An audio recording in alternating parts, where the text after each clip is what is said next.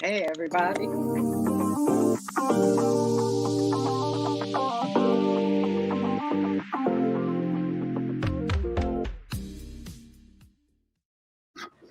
Jazz Cabbage probably will never be perfect with that timing, so that's good. I'll just be part of the character of the show. Yeah, to never be perfect.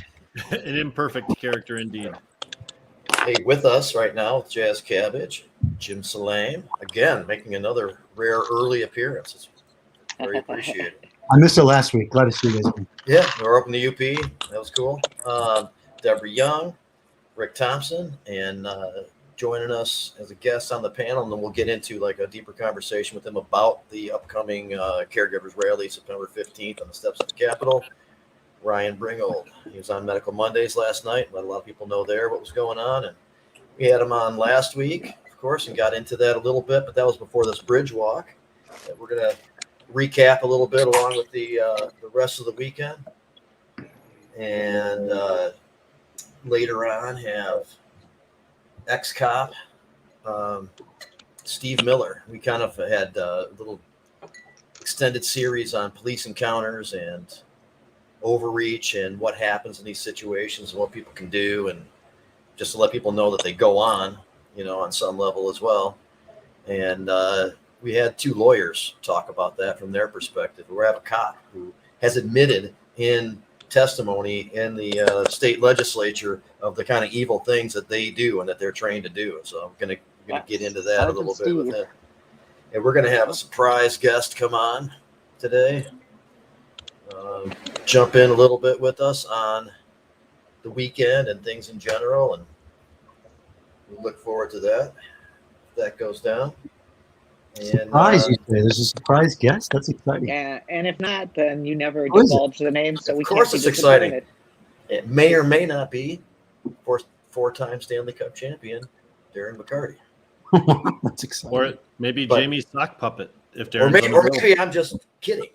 Nothing's going to happen. We'll have to wait to find out. You'll have to wait and see and be surprised, Jim. I'll try. Yeah, let me just mention while you're talking about Darren. Darren had a great session with some of my folks at Pro-Cannabis Media on the East Coast. A really awesome 45-minute interview that he did with a gentleman named Brett. And man, if you're a DMAC lover like I am, you got to check this out. He talked about so many things about the days back from the Red Wings, how cannabis helped save his life. And it's a lot of hockey, but it's also a lot of cannabis too. That's an excellent use of your time. If you get a chance, check out that DMAC interview. Really good stuff. Definitely. And last week, just to recap a little bit, I thought it was another good show. Ryan was there. Of course, that was before the Bridgewalk, and we did talk about the rally a little bit too, but that was before the Bridgewalk, and that was an excellent event. We'll go over that in a few minutes. We also had George Brico and Shane Trejo on, and they were representing the new Michigan Caregivers Association, and they described their approach.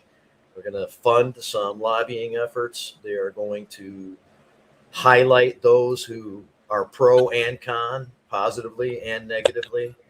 They're going to try to be proactive. They're going to look at stopping the state from allowing local governments from being so prohibitive and restrictive on caregivers. I liked a lot of what they said. They have some experience. Some of what they said will be tested. We'll see what happens. We have some other angles on this, but death by 1,000 cuts, and I appreciate their involvement with their resources. And until they do something that is not, in this direction, I'm into it. I'm supporting it and gladly accepting their participation. Anybody, has any thoughts on that, or last week, or things like? I was able to reach out to George with the help of being on the show and going back and rewatching his contact information. George will be speaking at the rally. So I asked him too if he was going to be there, and he replied to me yes, and I was happy to be able to say that. I know that a lot of people were watching or listening that during the show and after last week liked what he had to say, and he has been contacted by other groups and organizations hoping to align themselves a little bit. So we'll see what transpires, as I said, and those guys could make an impact, and they could be a voice that needs to be there amidst the others.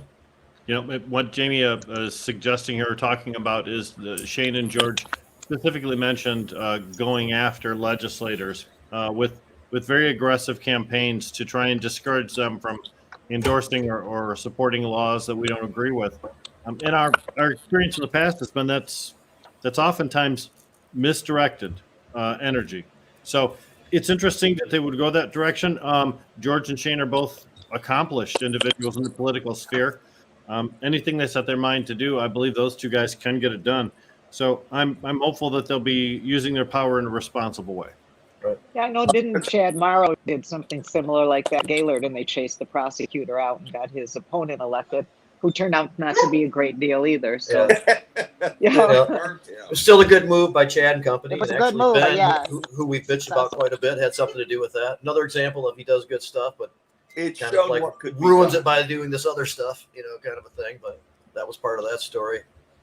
And somebody just asked if there's an update on Rez showing up at the event. I have heard confirmation that he's going to be there, but more details surrounding it, I don't know. Are you familiar with this, Ryan, by the way? Rez Khan from DNA Genetics. That is a national company. They have other things going on as well.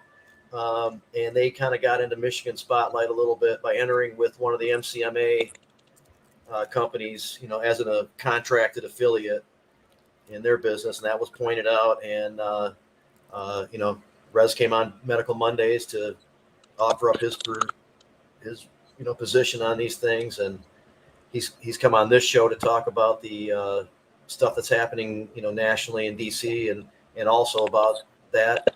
And he essentially says that he doesn't agree with them. And he's going to publicly disagree with the company that he's contracted with in Michigan to demonstrate that. So I have heard that's going down, and I'm looking forward to it, and hopefully be able to hang out a little bit with him and talk a little bit further. I like a lot of what he's got going on. I don't like his affiliation with Green Peak, Sky Mint. Right. He said perhaps I should have vetted them a little bit more, but they should have vetted me a little bit more too, because I definitely disagree with what they're trying to do. Absolutely. I'm sure that was the same realm you had a conversation with when we were at the rally for Rudy with Rick Warshie. Rick Warshie. So with Rick, yeah, I say like to say real quick with Rick Warshie, because he's been out of the loop for so long. I don't think he did it. Yeah, I'm not even sure it's a lack of knowledge. I mean, the dude was in prison for how many years? He probably needs money, and he said, "Yeah, let's do it." So probably agreed. So I should go over that story a little bit. I guess we have a couple minutes. There was a rally for Rudy Gamo at Oakland County Courthouse. He had an opportunity to have a reduced sentence, largely because of the new prosecutor, Karen McDonald. And the judge ultimately took some time and decided not to. There's been a motion for reconsideration filed, and in support of that, we had a rally that was kind of spearheaded by Last Prisoner Project and Michigan Cannabis Freedom Coalition. Last Prisoner Project is not necessarily directly in tune with all these things that are going on here in Michigan. We did invite LPP. I had a conversation with them. I think they kind of understand our position a little more, especially after how things went down there. I think they definitely understand. Right. And so, unfortunately, although I have a lot of respect for Rick Warshie, White Boy Rick, and this whole story, my initial encounter with him as they brought him there was, a bit of an argument. I really don't like that. I do wish the best for him. I don't necessarily fault him for this. I understand, as everybody else does, how he possibly made this decision and what the motivations were. And I do not believe that it was explained to him that they are embroiled in this controversy or what their position is on caregivers. He has said that he's going to go back. Yeah, he's going to go back to Randy Buckman and see what he can do. Now, I'm not necessarily expecting anything from that.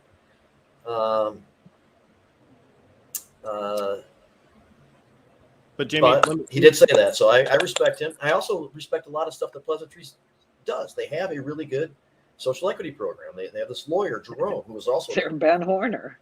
And well, he's a good dude and is knowledgeable in these areas and is given resources to go do stuff. And I have no problem with that actual thing. That component. I appreciate that, but it doesn't absolve them of these other issues, these other things that they're trying to do.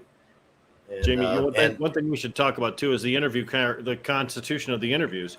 There were several news outlets at that meeting at the Rudy Gammo protest, and when I look at the video of what was said by the Pleasantries guys, it was all us, me.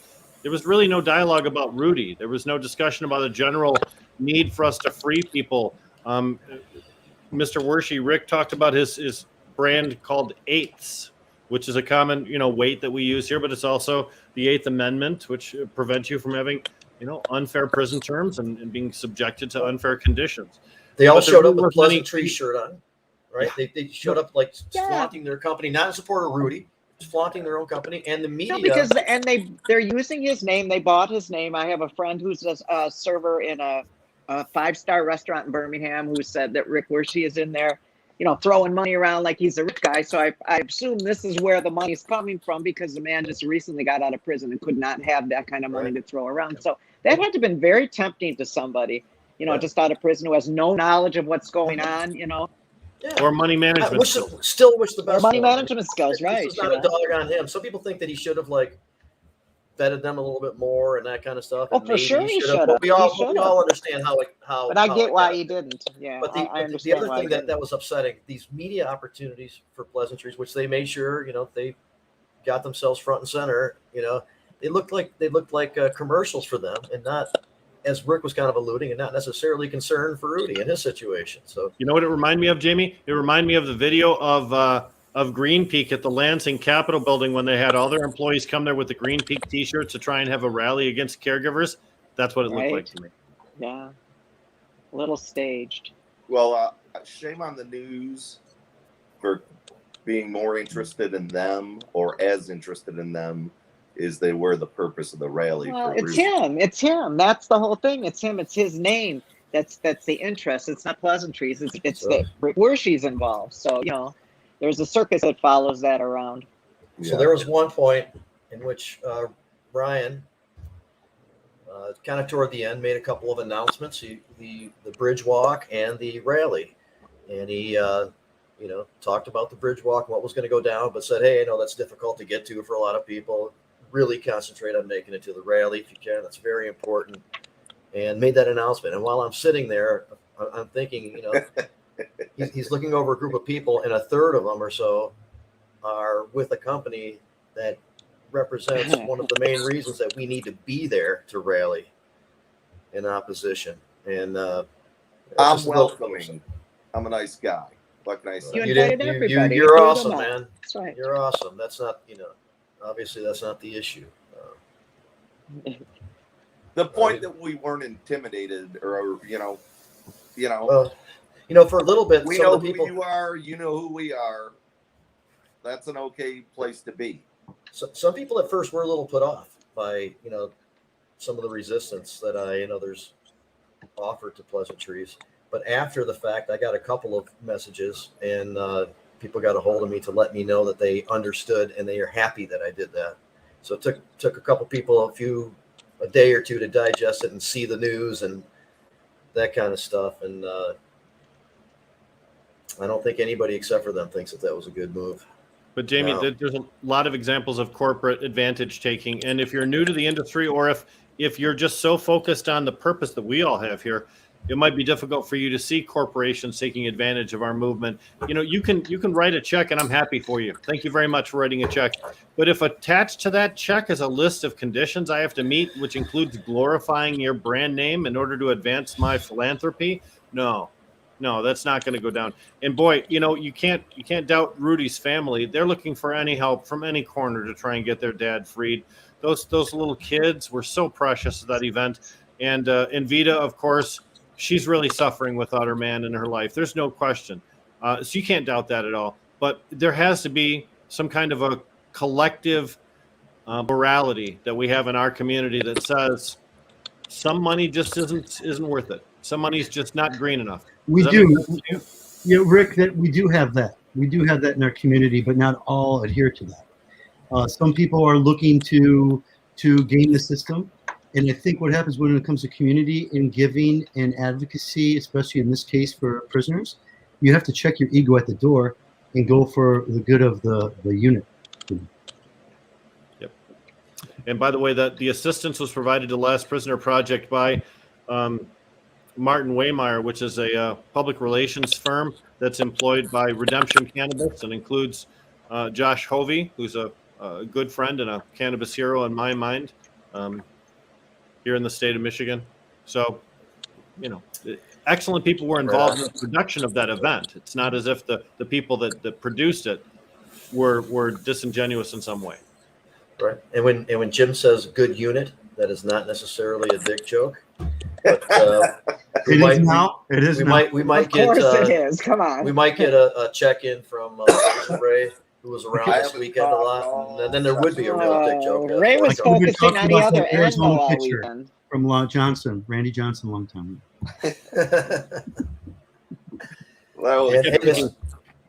Randy from the Marijuana Regulatory Board. Remember that?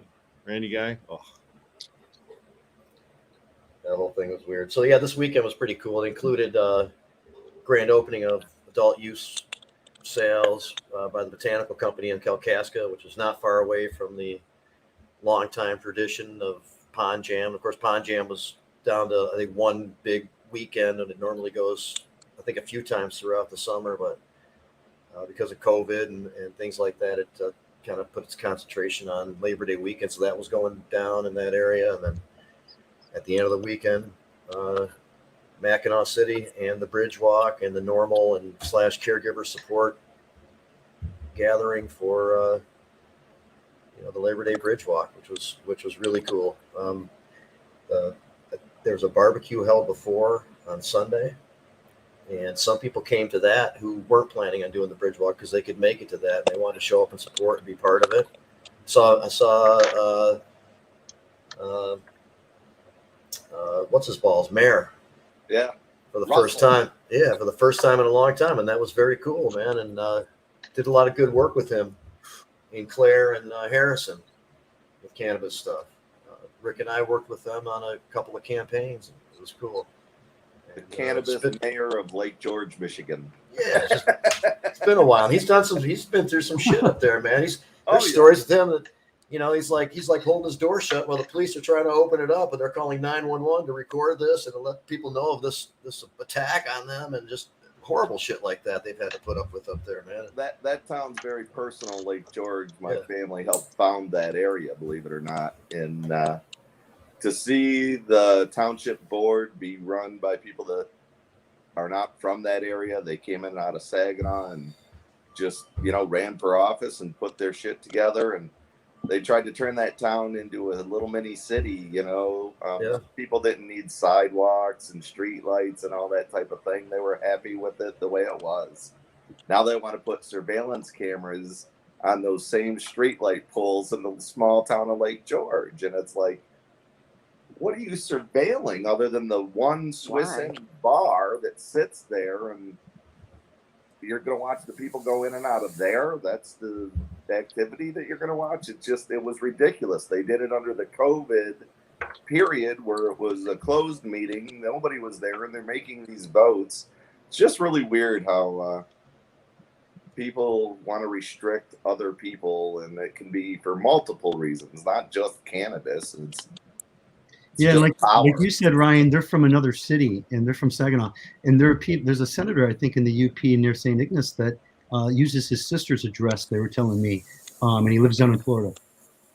Yeah, that's Sheriff Bouchard hangs out in Florida most of the time, and his and under look sheriff how many actually times runs he's things ran up for here. other office. Yeah, exactly. It's pretty bad. Sorry, I'm passionate about him. I'm not a fan. Yeah. Well, it was cool. There's a lot of people who've been around doing a lot of things for a lot of years that these situations allow us to reconnect with or to learn about or meet. That went on at that barbecue. It was an excellent gathering. And then the next day, when people showed up to participate, or you got to get up early in the morning to get there and do this stuff, and that went down as is appropriate and expected. There was some coffee to follow the array of donuts that were provided. For those who participated, shirts were given. A lot of great conversations. Brad has been doing this for a long time and Ryan and others have helped out. And part of that whole setup is to have water, donuts, refreshments, things like that. And as people are walking around and coming back from the walk, you engage with the regular public. And just subtly talk about this stuff, and it works out really well. And that was cool to do too, and a lot of that went on.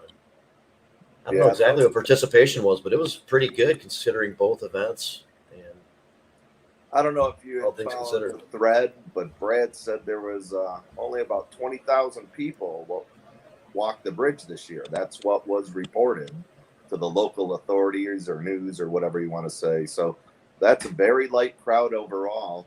420. Did he say, Ryan, was that 25% the normal attendance? Is that what he wrote? Yeah, something to that. Well, I got a same-day hotel room in the area, and it wasn't stupid. It was way more than it normally is, but it was not super bad. I have to make a quick retraction for legal obligation and credibility. I announced that when people got their Bridgewalk certificates, there would be stores with corresponding numbers to match up with certificates. I walked try to get prizes and stuff. They didn't participate in that particular program or marketing program this year. And I felt bad because if you were looking for that, it wasn't happening apparently. I'd never heard of that before. And had I would have checked it out because I got those certificates every time just because I thought it was cool to get one after. They are cool. Completing the walk. And if I would have known that I had an extra shot at getting a prize. Absolutely. I would have suckered into it and gone to the gift store. Zara Boss, who helped a lot with setting up the Bridgewalk and doing all the Facebook, setup for the page. She was there for the weekend for other events, Line 5. But she powered through this weekend. That girl, everything she tackles, fun or faux or work, she goes 100. She did Line 5. She and Leah were at the Line 5. Yes, they did protest right before. The barbecue, the walk, but check it out. She's one up on probably anybody that I know or in our group. She walked to St. Ignace and back to Mackinac. They did the 10-mile walk. Impressive. She's up on. I walked about probably 10 miles around the podium while I was waiting for everybody to get back. There's no certificate for that. No. But I was happy to see her there. That was cool. And then she just frosted the cake with 10 miles. So good for her. She is amazing. Recent addition to the board of NORML, as we've said on the show before. So that's a good spot. She's very proud of that. That whole group, as we've said too, is going to be active and doing a lot of great stuff here coming up. And it's necessary right now for stuff like that to happen. So, as we will talk about later on in the show for the reasons that we're having this rally. Shout out to Brad Forrester. He was the yin and the yang of our group. The things that I didn't have for the required event, he had. The things he didn't have, I had. So working with him it would work perfectly. I mean, I always liked Brad. He's a wise guy. Yeah. Smart. He takes his time. He's polite. He's inspired a lot of people to get involved in this too over the years, and you should get credit for that.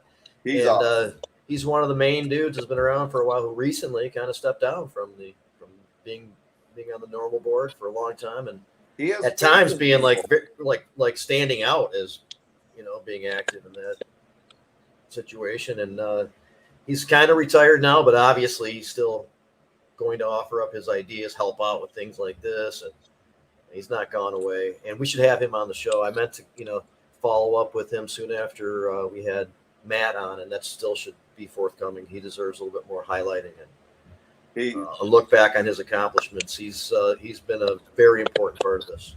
He's an all-star, no doubt about it. Yep. So we talked already. We want a commitment from NORML to jump in as soon as possible because we want to do bigger and better next time. It still felt normal-ish, I will say. I know that it was under more of a general heading, but NORML supported, people showed up. And it has been the NORML Bridgewalk for a long time leading up to this too. So I still got that feel anyway. When you talk to people that just are walking, that's the only name they'll recognize as NORML, and not everybody even recognizes that. Some people do, some people don't. But that if you're into cannabis and you hear the word NORML, that's a conversation you start paying attention to. Absolutely.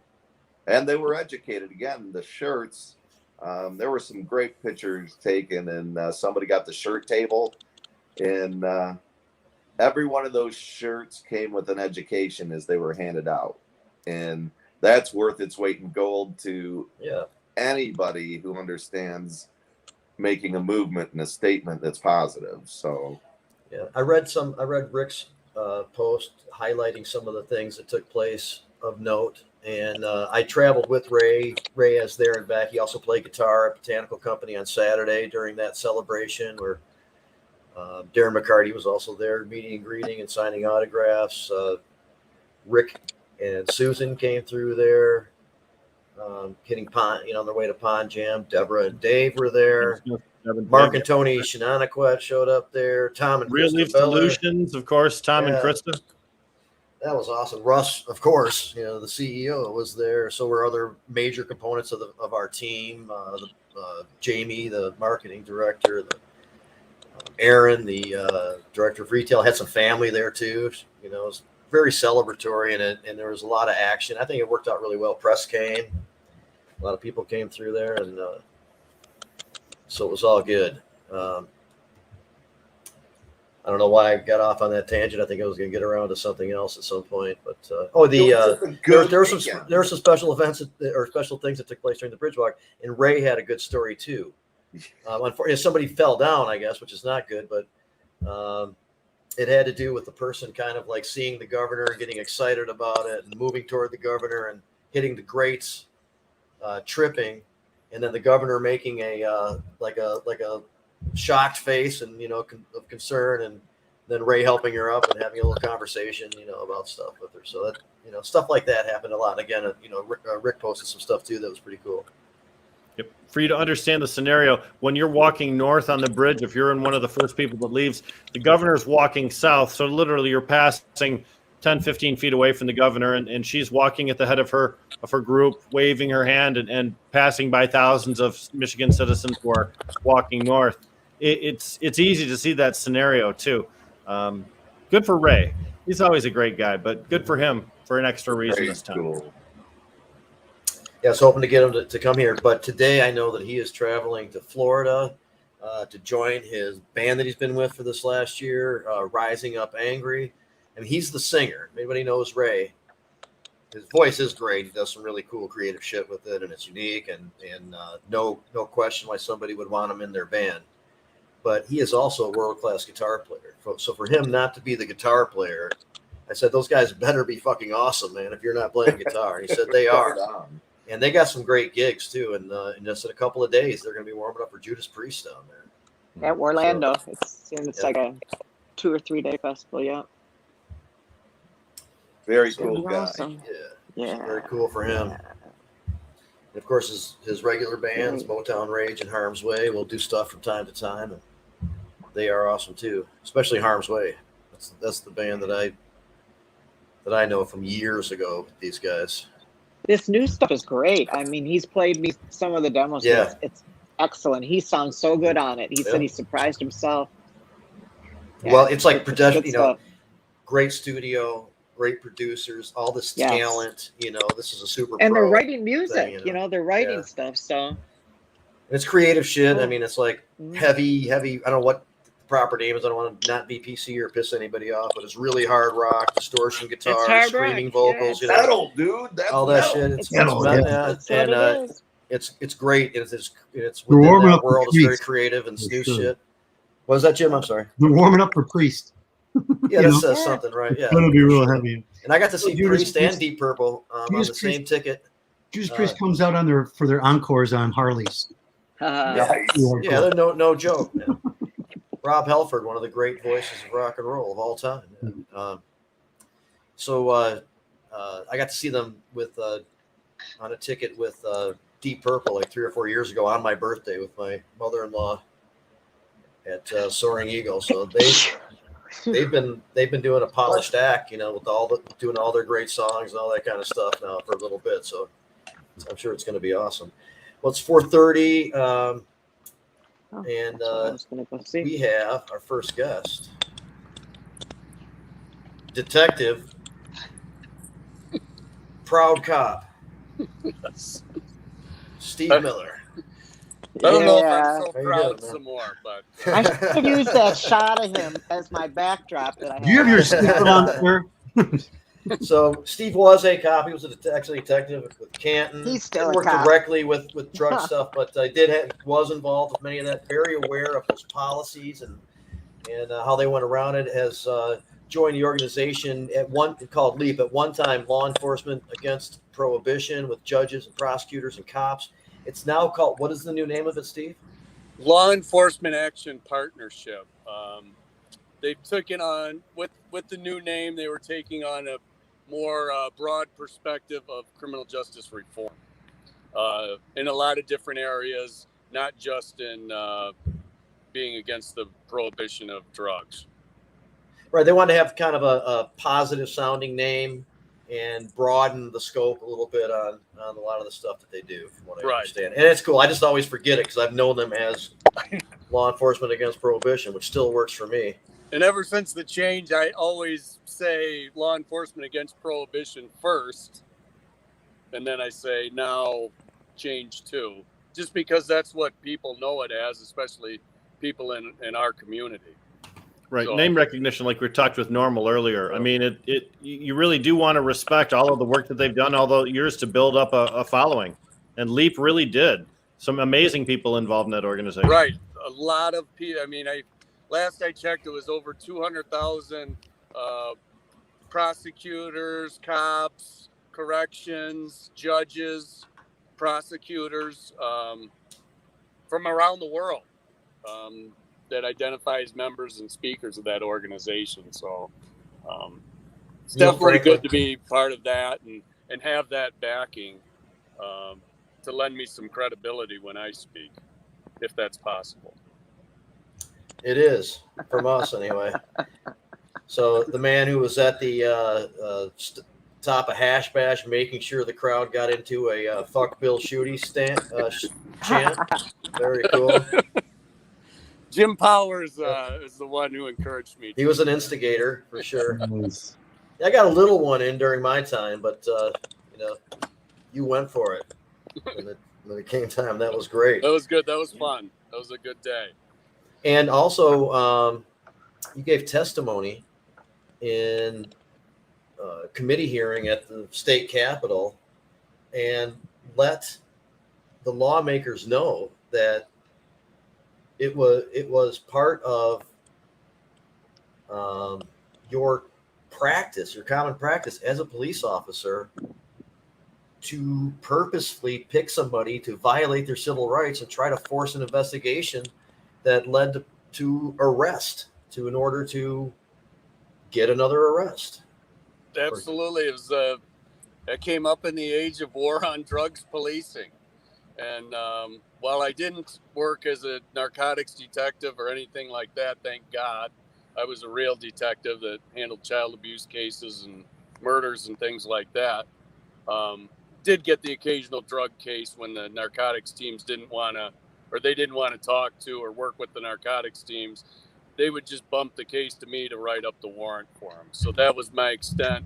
But, the real effect of war on drugs policing occurred on patrol. And we were taught from day one, traffic stops are not about the motoring safety of the public. It's about finding reasons to get in their car once you've stopped them for whatever civil infraction that they committed, whether it be speeding, equipment violations were quite frequent, and that's why, I always encourage me, make sure your lights are working. Your exhaust is not too loud. Don't be hanging anything from your rear view mirror. If you have a cracked windshield, get that taken care of. And all the way to the license plate light in your car. And I don't know if mine's working right now or not, to be honest with you, but those are all things that they're going to initially pull you over for. And then they like to take it further. So, you may get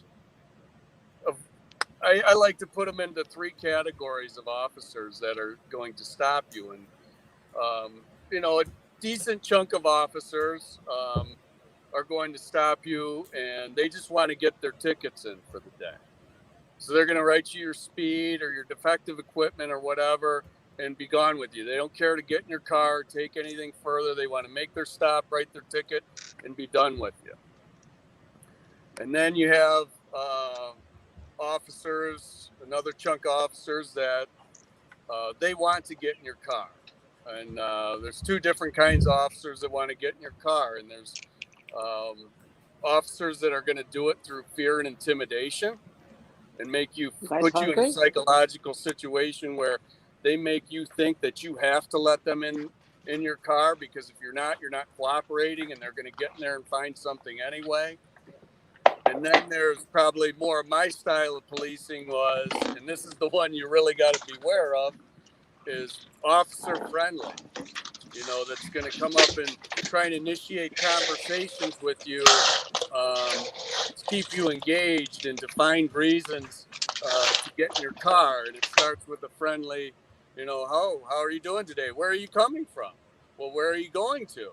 Oh, well, that doesn't make sense. Why are you over here and there? And they start playing that game with you, and in their, connecting with you. And the next thing you know, they got you convinced to let you in their car. You were in their car and everything else. And that's how the war on drugs policing has gone for a long time. And while I was trained to do traffic stops that way, I didn't realize, until now, being on this side of things, exactly what it is I was doing. What they were training us to do, that was just good, wholesome police work. You're doing in every car you stop, you're making an investigation, and you're trying to take bad guys off the streets. And for most occasions, it's to find, drugs in the car, whether it be marijuana or crack cocaine or the occasional heroin you may find if you're lucky. I don't know if that's considered luck, but that's the way those from their perspective at the time, right? Right. So that's it in a nutshell. These, that's where a good part of this war on drugs policing was fought, was on the streets during regular traffic stops. And it's really, once that officer has you stopped, the psychological game is on, because I don't like being stopped. It's not a good feeling. So they already got, just the stop in itself is psychologically intimidating in and of itself.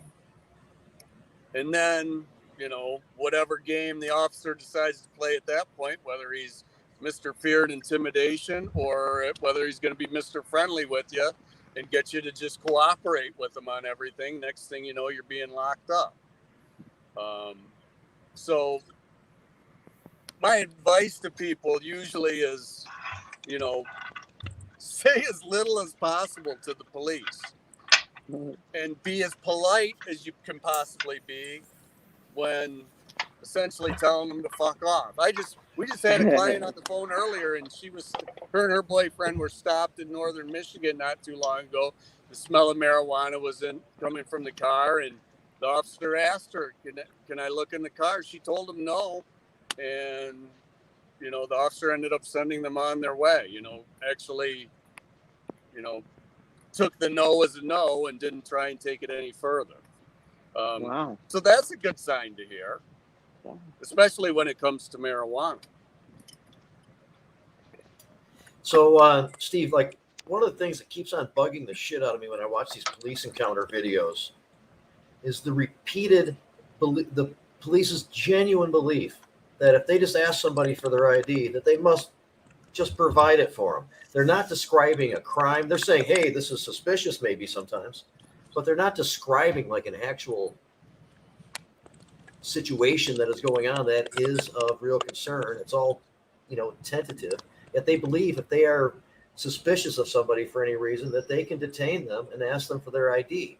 And then sometimes they get sued and sometimes they lose, but this behavior continues. And it sounds like you're saying that that's what it's taught. It's not like there's no secret about it. Just don't worry about their civil rights and assert yourself at this point. There's consequences. We'll just deal with it, but keep on doing it like that. I mean, that's what it seems like, but I mean, I just don't get that. Yeah, and that's it's.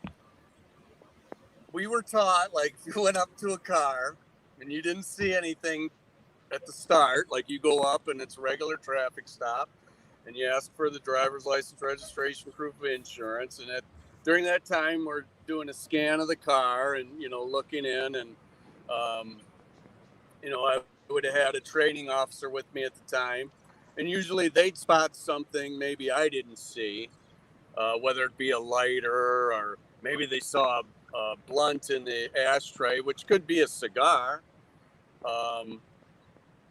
Just things I missed. They would tell me, you need to go back up and look again. You're not getting it all. Go ask them about this. So they, they're urging these young officers to, go in and dig, even if you, keep digging until you can't dig anymore. Am I still there? Yeah. Sorry. And that was the game. Keep digging till you can't dig anymore. Until you've exhausted everything. But most cars have something in it, they would say, and that's the way they trained them. Unless you know it does, or have a really good reason that you can describe why you think it does, that shouldn't be an issue. And I understand shouldn't is irrelevant based on this strategy by the police. Right. But they get nailed for it every once in a while, and I guess it's just worth taking those hits. Like some people, well, there's go Steve, but like some people pay fines and stuff like that. They know that they're going to get for certain behaviors, but it's worth it based on the total cost of doing business and what they get in return for it. We just watched an interview with the chief of police here in Flint. He said, don't argue with the police when they ask you to put your hands up. Put your hands up. They say, show me your ID. Don't mess around. He says it's easier for you to fight your case out in court later on than it is to argue at the scene. And although from a police perspective, that sounds like a pretty good deal. Just obey my every command, you individual citizen. That's not really what the founding fathers intended us to do. We don't empower police to just be complete overlords as they walk through the town. They have regulations they have to follow too. So holding law enforcement to the rules of their profession, that doesn't feel bad to me. That just feels right, Absolutely. And things it sucks that we have to. Things have really gotten out of control in policing. I mean, with the forfeiture in and of itself. I mean, the things that have gone on with the forfeitures in this state, and that the police can just go in and they're still doing it. They're doing it for marijuana people that, care. We have a caregiver recently came to us with the MRA rated them, and whatever team they got now, because it's the MRA team, and they have a different name. So instead of going with their fancy, old narcotics units names, Sonic and Comet and Sane. Is that the Tobacco Marijuana Enforcement Division? Is that what that is, Steve? The Tobacco and Marijuana Enforcement? Yes. And they have a few teams out there, and they're, one was a substantial raid they did on this client with a substantial amount of money and plant materials and things. And, they just forfeited it, and we've not seen any charges come forth on this guy. And one of the officers is having a hard time letting me know who's even the prosecutor handling the forfeiture, because the forfeiture is to that amount where it's handled by the prosecutor and not just easily signed off on by the police. And so there's some issues I'm already seeing with their, regulatory system and those raid teams they have going on. And the problem is people are still getting raided. Steve, what part of the state is that case from? And I know you clearly don't want to give away a lot of details, and I respect that. So if you can, what part of the state is that from? Jackson area. Okay. And Steve Smith works with Comorn Law, and was it you're a private investigator, or is there other? I do a lot at Comorn Law, from managing the office to helping with the legal assisting and doing investigations when we need some investigation done on something. manager, paralegal, and investigator. Yeah, That's awesome. those are my three main Yes. roles. My main role. You combine a lot of staff into one person, and that's good for the firm. Yeah, better be good for your paycheck too. There he goes. Oh, Steve, where'd you Laughed go? himself off again. Yeah, I'm concerned about what he talked about though with the renewed raids on people. Although he Yes. described a huge amount of plant material and money. So, whether or not that falls under what we consider to be the caregiver issue or not is something we'd have to know the more details about. But regardless of the details, we know that as long as all it is cannabis and something that's possibly outside of some limitations, that there are civil approaches that can be taken to stop the activity and the need for the Hey, he's back. the raids and things like that. Not there. It's I had a bad signal where I'm at. Had me jump off a couple of times. Yeah, it's okay, man. Stick with us as much as you can. And one of my roles as office manager, I'm running to the post office. And when you go in there, make sure you film everything and piss people off that you're videoing them and have them call the police. That's what a lot of those videos are based on. Oh, really?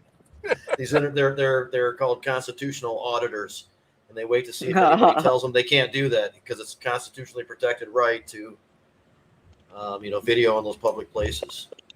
Yeah, but it upsets people. So But I mean, they're right.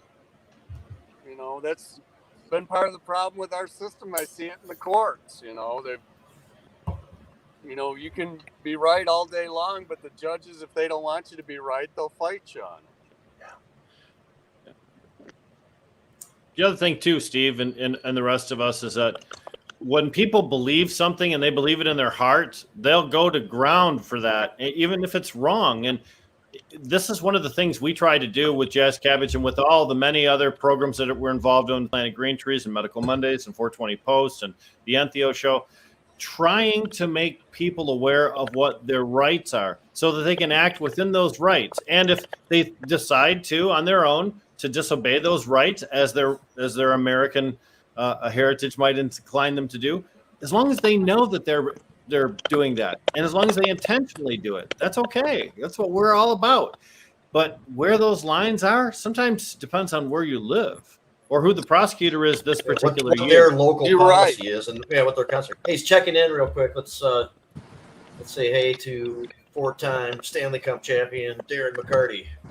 We were doing a recap of the weekend, and of course, I see some familiar faces from the weekend. How's everybody? What's happening? And at large. So, Darren, we talked a little bit about this weekend. We also talked about, Pond Jam, and we had a fantastic meal at a wonderful restaurant too, didn't we? Oh, pearls, yeah. Oh man, jambalaya. I haven't used the word roux in so long, but I use it. The roux is fantastic. So. I ate the leftovers for lunch today. I brought it home with me, and I was waiting. I had it for lunch today. The reason I mentioned that particular restaurant is because almost every time when we go to dinner with Darren, as soon as people recognize who's in the building, it becomes selfie and autograph time. And Mr. McCarty, you just give so much of yourself to the people that walk up. And to see some of the looks on the youngsters' faces after they walked away having their photo taken with you, that inspires kids to go into sports. That inspires kids to go big. Steve Miller here, his son is in hockey. He's doing quite well with it. But sometimes an inspirational encounter like that really makes a big difference. And I just want to say thanks for just being a fucking awesome guy, man. Well, you know what?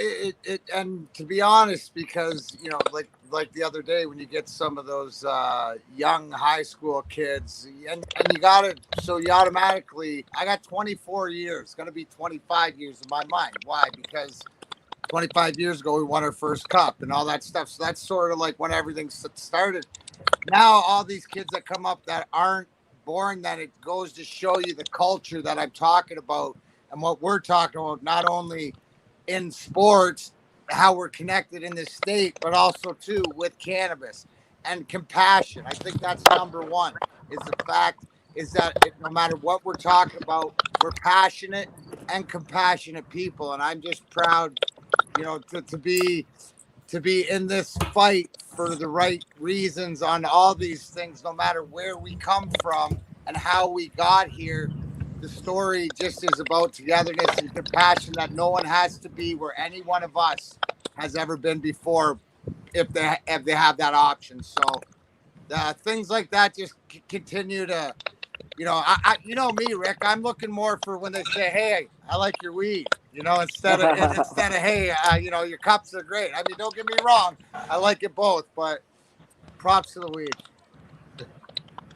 It is interesting with the canna. You can certainly see a time when people come up and say, hey, you are that Darren weed guy. I recognize you from there. And they're surprised to learn that there's this whole other history to you before you got into the cannabis field. That should be coming up soon. Well, that's the beauty, right? Because and if you do it, I'm no different than anybody else.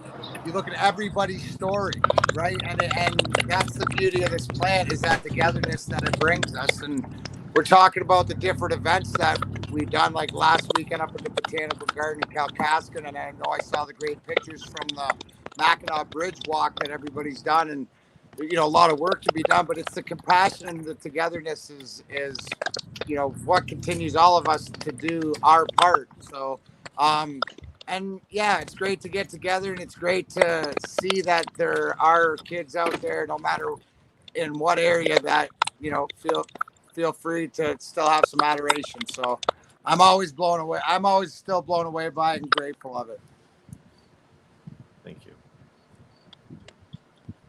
Always happy to have you on the show too. Thanks for sharing your time with us today. Big weekend. Yeah, thanks, and appreciate you guys as always. And I look forward to October 9th up in Lansing, and going to be doing some comedy. And we're going to do the whole schmig and schmigil and talk, the whole day. We'll talk cannabis, and then we'll do comedy. But I really implore everybody, because you got to come and see one of the funniest people that I know, and Chrissy Kenny. So she's going to blow the doors off. And she's always tough to follow, but we're having a great time. But she's hilarious. Before then, good luck and Godspeed to everybody at the Capitol next week, and keep doing what you guys are doing, and I'll be watching from afar. Thanks for having me on, guys. Thanks a lot, man. Thanks for checking in. Appreciate it. All right, Darren. Good to see you again. Me too.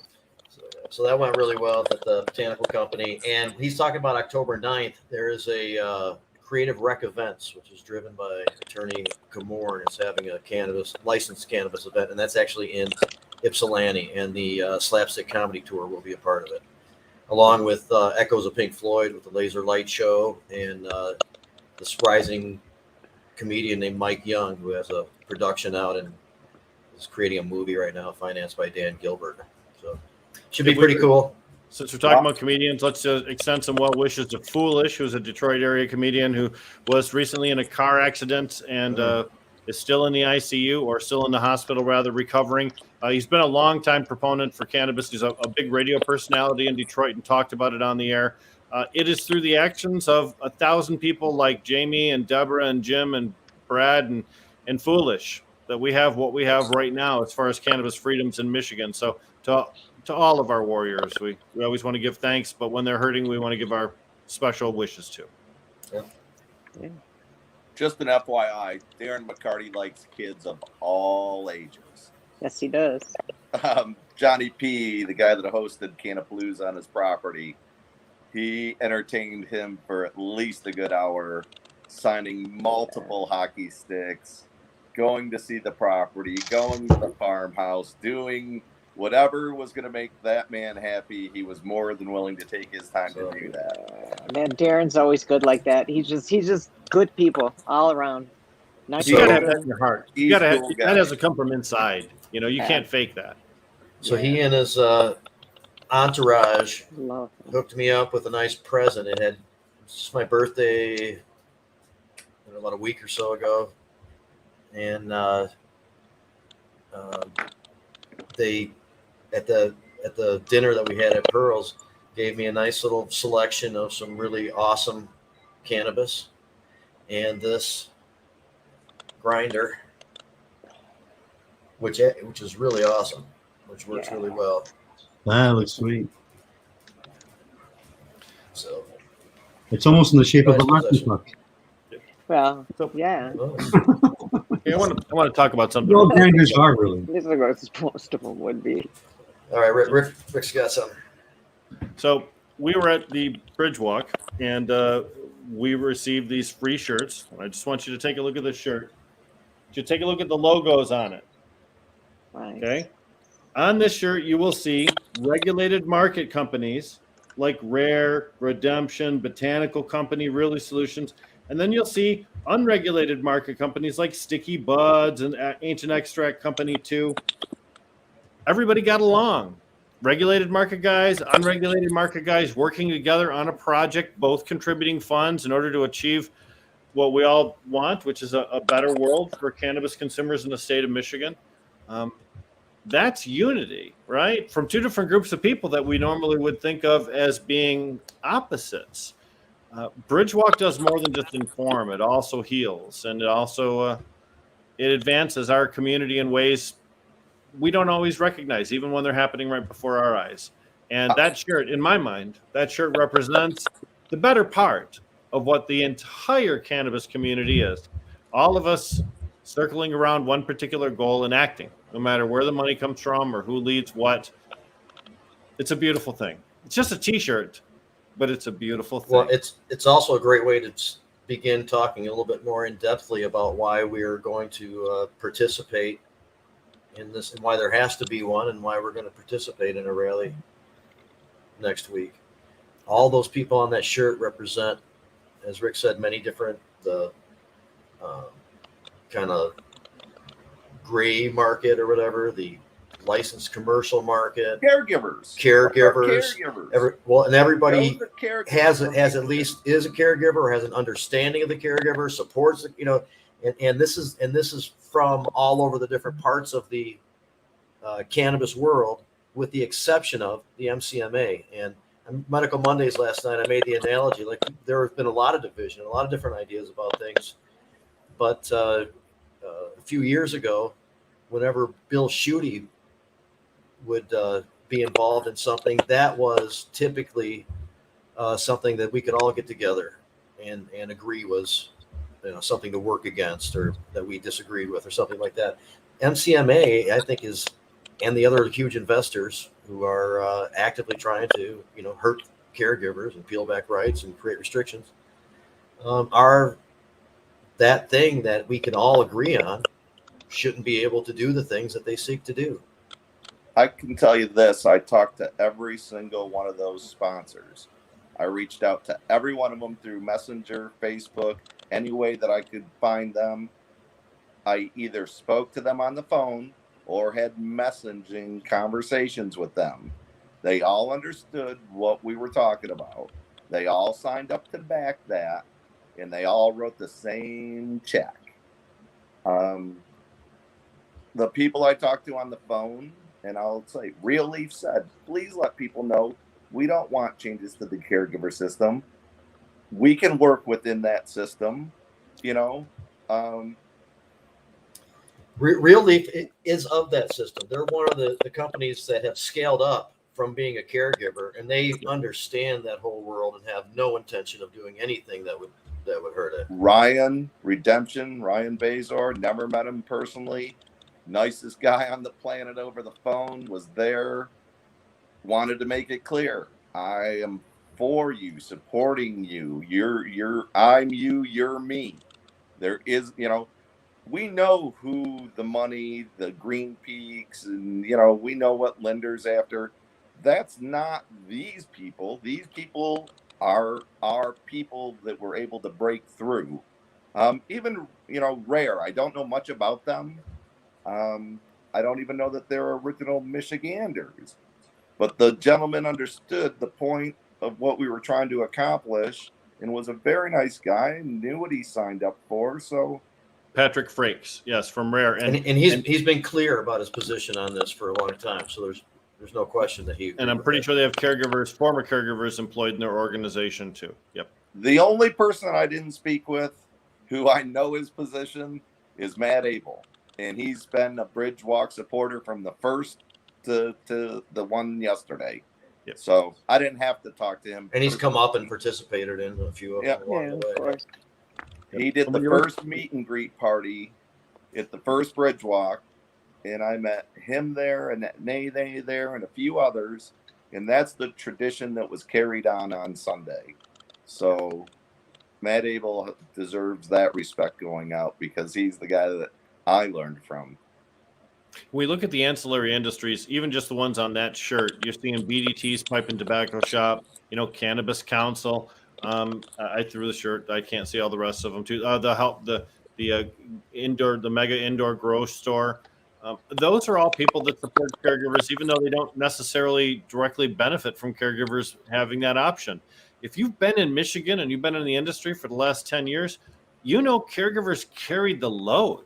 I mean, the patient innovations that were created by caregivers concocting new strains or playing with techniques that they learned from other states, that was crucial to helping children get better with their illnesses.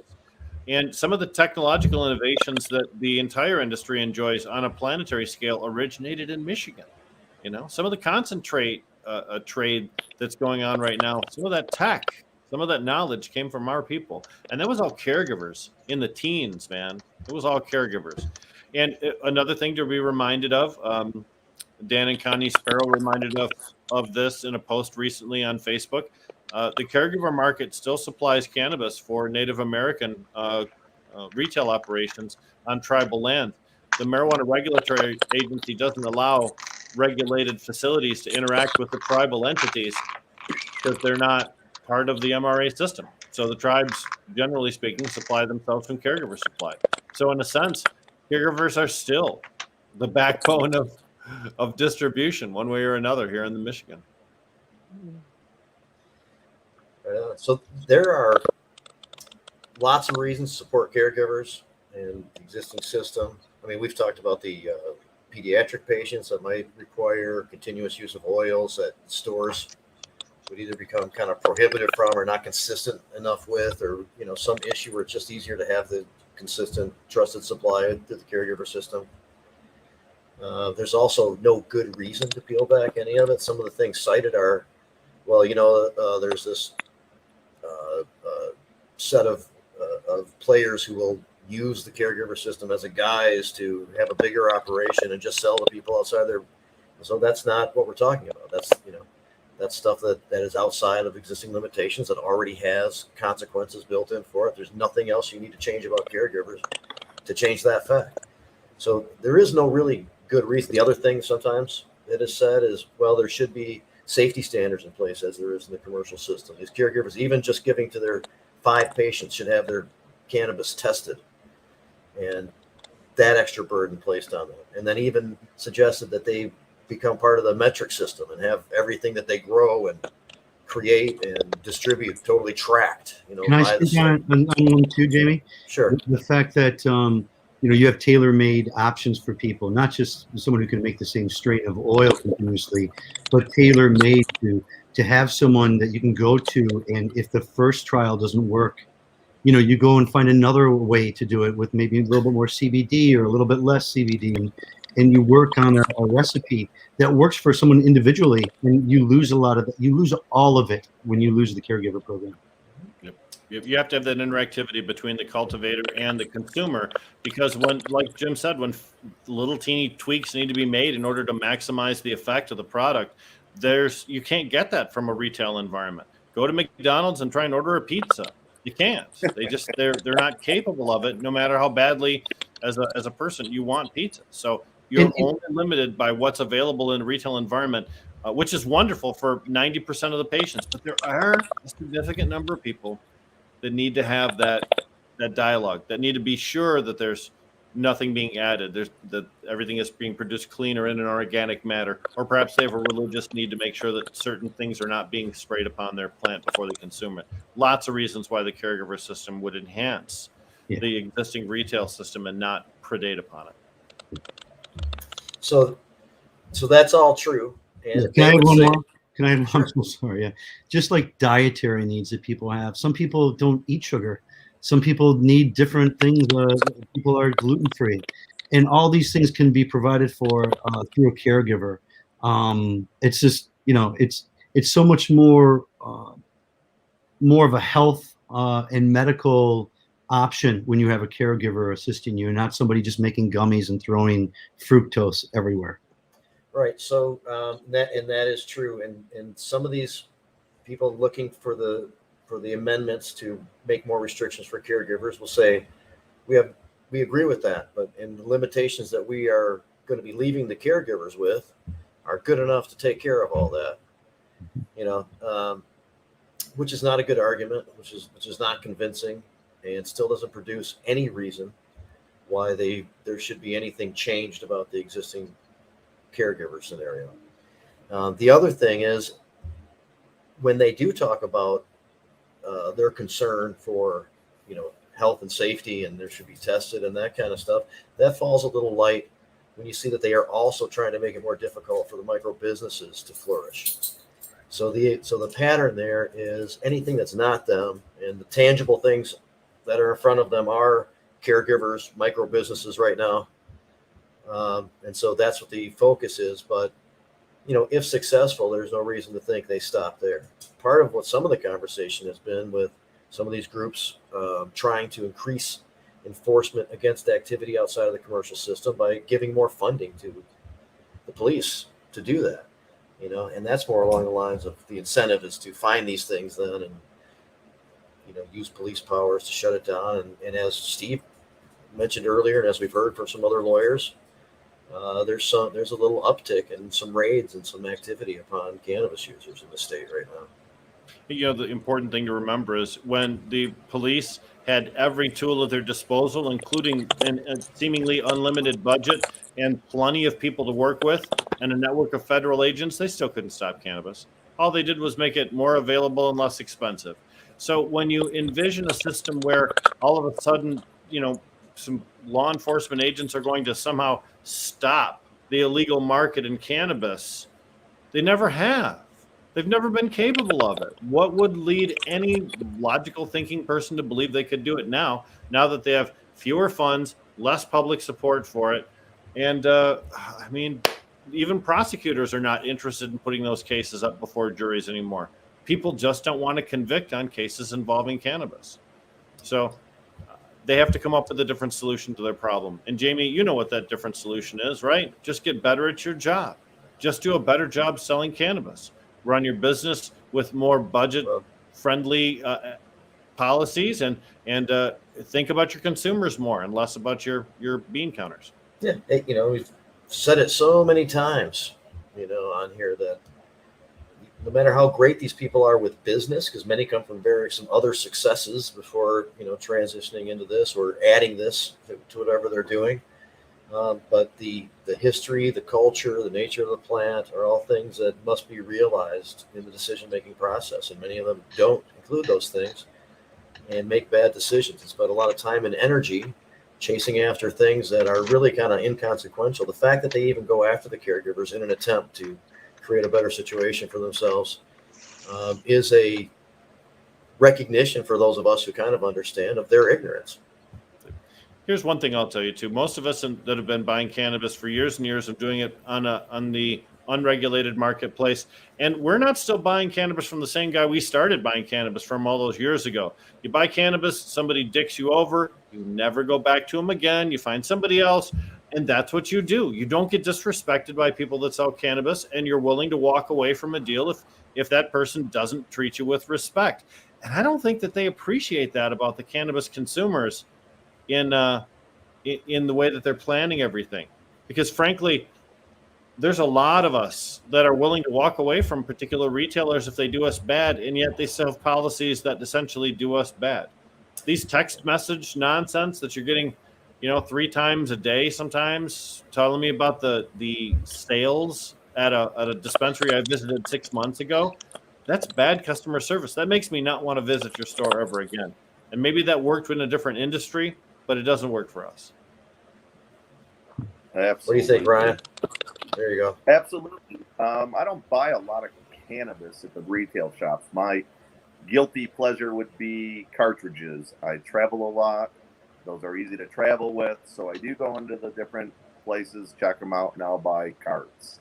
However, because I want to, maybe sample something that they claim is a good product, it's in a jar, and you can put a light on it, and you can give me the best microscope since the dawn of time. But until I touch, taste, and burn it, none of that really is going to give me the final result. And that's why Rick's 100%. Cannabis has been bought and sold, traded, or whatever you want to say, for 1,000 years by touching, tasting. That's the process of cannabis. It's unique, and you can't do that in a store. I've had good cannabis and I've had bad out of there, but it's really not where I get my cannabis, and I don't like not being able to really be interactive with it the way I would if I was buying from my caregiver or a patient or another caregiver, or the farmer's market style, whatever you want to call it. So I prefer to do it old school myself. I mean, Ryan, I saw a display just this weekend, I think, or last weekend when I was out traveling, where they had the traditional jar with a little hole in the top, but they also had a little fan embedded in the lid, so that when you wanted to smell the cannabis, you push a little button on the top of the lid, the fan activates, and it blows the scent out those little holes, so you can get a much better idea of what the smell is. You know what? That's a sales tool right there, people. I mean, that's a good one. Attention. Botanical company, the new deli style, they'll take the large container and open it up, and there's still plexiglass. There's still some things in place there. Regardless, this thing opened with a little waft, and that's been helping people get an understanding of what the essence is too. So some places still a lot of stuff's prepackaged, but you can find some deli style stuff. Again, and letting people touch it in a retail setting is kind of not good under these circumstances right now, obviously. Again, but rare cannabis, they had a special. I went in to talk to friends. I've known the guys that manage Bazanzo's since the original Bazanzo's in Walled Lake was open. Those are nice guys over there. So I went there and asked about sponsorship for the Bridgewalk t-shirt. Ryan wasn't in, but the manager gave me a tour of the place. Nice place, They deal in the medical and retail market. Rare was having a deal on eighths, and I'm like, 25 for an eighth, why not try it? And I came home, rolled one up, and it was good cannabis. And I'm thinking, I think these guys are talking about sponsorship, So I had to text the guy and tell him this was pretty good cannabis, and I got to have a really nice conversation with that gentleman. And but it was a gamble.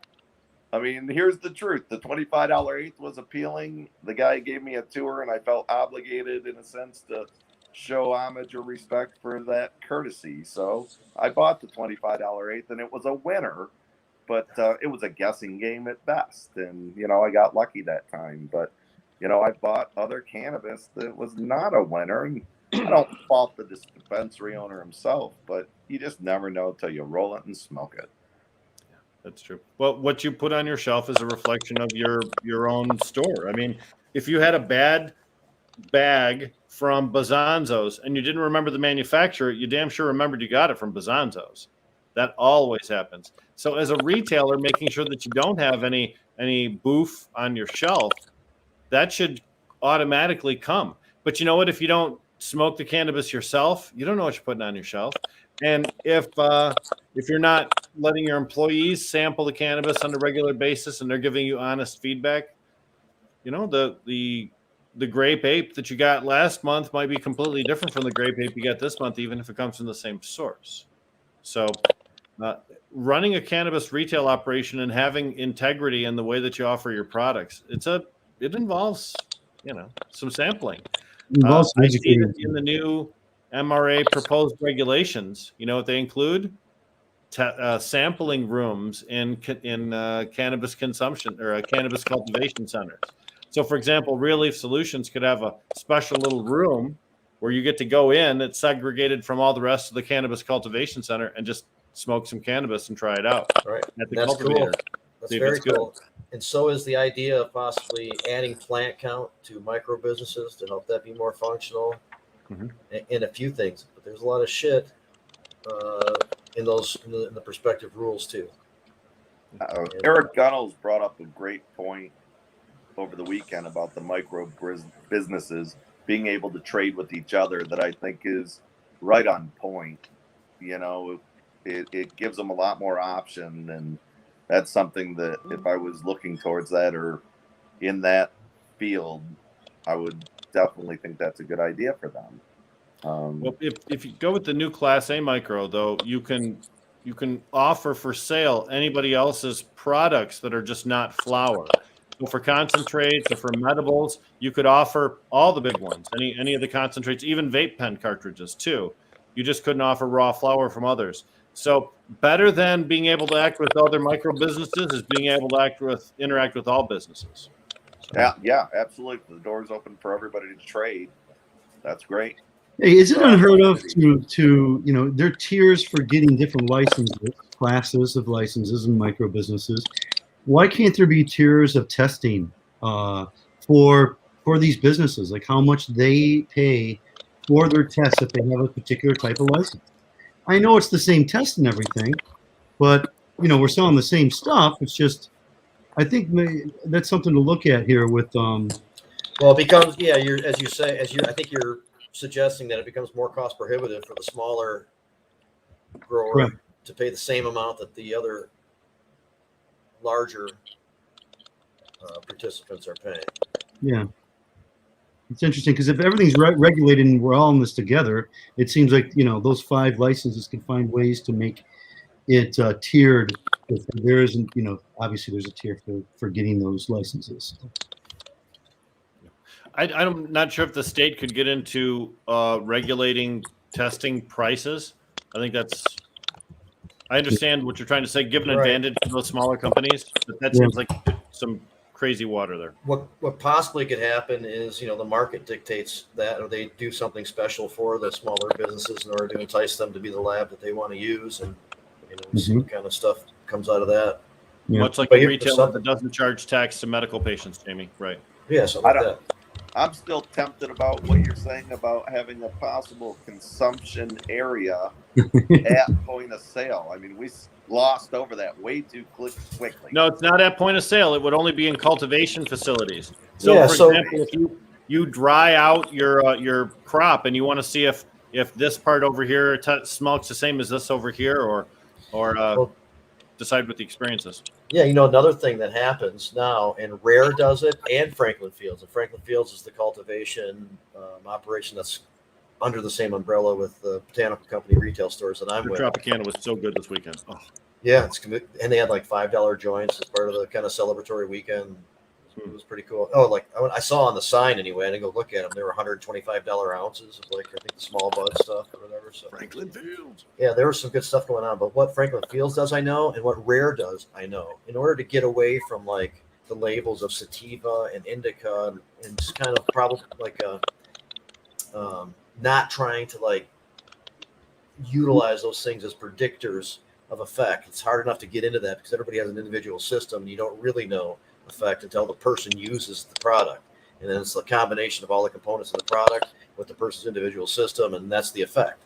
But there might be some generalizations made. You have a bunch of people try it out, and then they report back to how it worked out for them, and you generally get an idea of these seem to be predominantly more uplifting or in the head effect, and these other ones were a little bit more relaxing or that type of stuff. And utilize that as the basis to try to tell people what other people experience with these as a way to get started. Again, you don't know till you use it, but here's a way to kind of point to something that somebody might be looking for. And Rare does that, and then they also use a color scheme. The lighter colors, the lighter the effect, down to the darker colors, the heavier the proposed effect. And it's to get away from using those kind of misnomers of sativa and indica.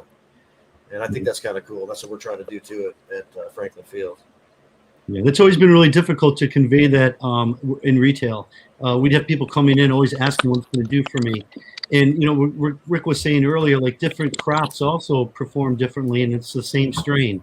So trying to let them know when we ran out of Apollo 13, for example, for a couple of weeks, and it comes back, it's a different batch. It's going to smoke a little differently. The testing's different. And a lot of people, consumers want what they want. And a lot of people would expect something and it wouldn't be that.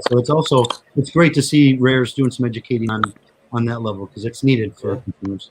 It's a complex thing. They also put like 3 or 4 of the major terpenes on the products too, so people know what that's guided by. And it's a good combination of stuff. And again, Franklin Field's going in that direction too, doing it its own way for the same reasons.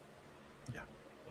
Nope. I love the fact that we're trying to get into a more terpene-based analysis of cannabis, recognizing that any kind of a change to our community is going to be more difficult. There isn't one single communication vessel. You can't just put a post in the studio trades and announce a change that happens in the entire movie industry.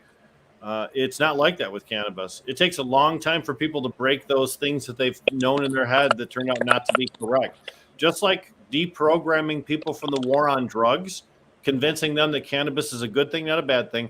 It's going to be a long time before we're able to convince people to not consider THC content as the ultimate guide of potency and quality for their cannabis. I'm still bummed on that one. I hear just common everyday conversations with people in the industry, with seasoned people in the industry, with people who have had access to this information, still just talk in terms of, hey, check out my shit. It was 29%, man. I don't care about that. I care about how the cannabis is, and that will dictate how the cannabis is. Flavor every time over potency. Yeah. Potency. So the THC percentage doesn't let you know how high you're going to get or how good the cannabis is. Lets you know that there's THC in there. And then that's mixing in with the other things. And maybe if there's a lot of it, something else is there's less of it than you might want of something, because of that. Testing never tells you if it's cured or not properly either. So, it has moisture content. That helps to determine some of that. It does. Moisture content. Yeah, but moisture content and curing. I mean, moisture content curing is such a big process. And when you're good at it, you really get the maximum effect out of it. But as Ryan mentioned before, if you can't get up close to the cannabis, it's difficult to tell whether it's been properly cured. Although the poster who's been posting on our chat that talked about how you really can't finger the cannabis any longer for many, many different reasons, but sanitarily and for health reasons. That's just the reality we live in now. And with the retail world, there's ways around that. You can still help people have a proper cannabis experience, even if they can't squeeze the bud. And what we talked about today, Jamie mentioned, wafting the smell from the great big bud of the deli style cannabis, or that little fan in the top of the jar that displays the cannabis in a retail center. There are ways around, or to help compensate for not being able to actually grab it and give it a good tug. And then people get used to, all right, just think about that for a second. and then people do get used to some brands. I mean, branding is coming in as part of this whole commercial world and has already for a while. And even in the informal, so to speak, world, branding has been an indication that this particular group or person behind the product knows what they're doing and is consistently putting out something that makes sense, and that starts playing into it too. So it becomes a little bit less gambling, although until you try it, no matter what. Well, but there are so many components to that, as we know. And there's some brands that really set themselves apart from the others during the gray market days. Captain Kirk's Medibles. I mean, come on, that key lime pie is such a multiple award winner. Everybody smiles when you talk about it. That's a highly marketable reputation that predates the 2018 adult use legislation. So there are people out there that are light years ahead of the current licensed cannabis producers. Just with the people that the licensed cannabis producers don't know are consumers. I think a lot of what he did, he was so creative and had to make good product with less sugar for his own needs, which made him that much better at doing it overall. He's a very talented man.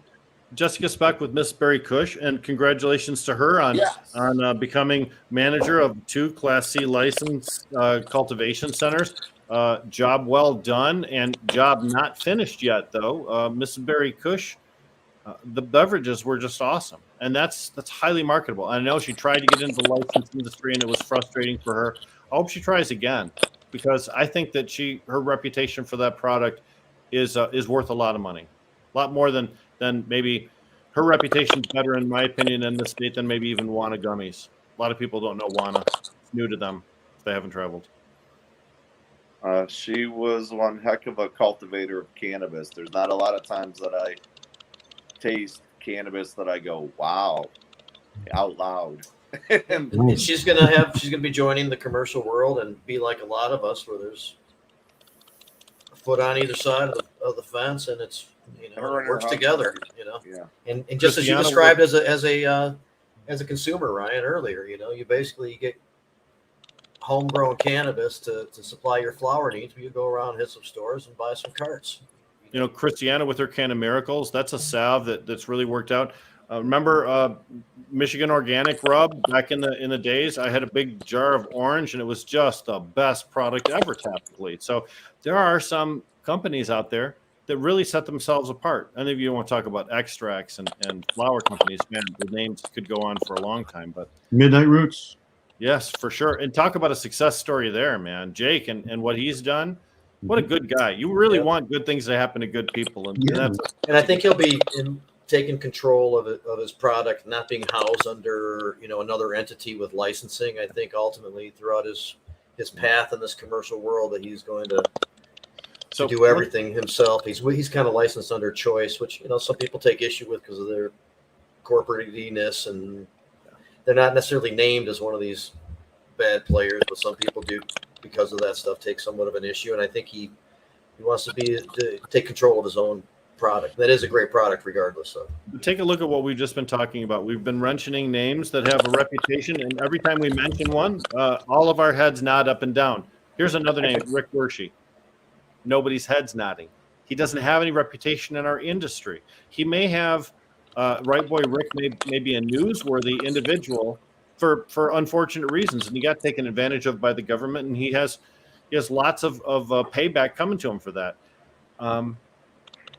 And good for him, and I hope he's successful in holding them account for taking away years of his life. But the fact is, he doesn't have a reputation in the cannabis industry. Putting his name on a product isn't going to sell crapola, whereas Captain Kirk would sell crapola. Double crapola, actually, because Captain Kirk in the form of cheesecake. He sells out. The key lime pie sickle's gone. If you don't get them the first day, you don't get them. Yep. Well, he's down in Oklahoma doing some cool shit and creating new products and things like that too. And that's another sadness thing where people had to leave Michigan in order to find success because of one reason or another. Some folks have found success here in the state, and others had to leave to find their path. Well, I'm happy to say that I can tell you he has not gone away. No. He's here often. He supports the rally on the 15th. He will be speaking on the 15th. Gabaween, working with Vehicle City, who's also a large partner with the Capitol rally. Josh and Jen over there are about the coolest people you could ever want to meet. They're reasonable. They'll discuss anything. And she has been an ally from the time I sat on the couch with her. She was interested in what I had to say. And they don't close that business, but they're closing on the 15th. So she is just a really, really nice person, and I can't thank her enough for getting the T-shirts, all caregivers on the back of those shirts. She took that upon herself. She's getting buses. They're an asset to their community in so many ways. You guys could do shows about it, but you understand what I'm trying to say. I'm just appreciative of them, and I couldn't say it enough. Yeah. I see that Jeff Milberg is on here saying all kinds of people want to try White Boy Rick's strain. Okay, cool. That's good. No, it was kind of a joke on Medical Mondays last night. There were some novelty graphics being shown, and this was one of them. This is one of the graphics, one of the names of the product, Informantangi. Wow. It was a little rough on the playing on the. The whole snitch aspect, yeah. Something, there was a series of them. Mm-hmm. Yep. Yeah, Berg likes to do the memes. He's very, very good at it, and he knows how to make his point. Okay. The decentralized boycott has been fueled by a lot of those things that he's made. Yep. Well, the boycott, the hashtag no changes, those all work together in order to accomplish a similar mission. They're not exactly designed the same, and they don't seek to accomplish the same thing, but they are still all working towards it. Ryan Bringold on the top of his banner and on every one of his T-shirts says no changes to the caregivers. Yeah, they're both in the mix when it comes to the reasons why we need to be at the rally. There's also other legislation.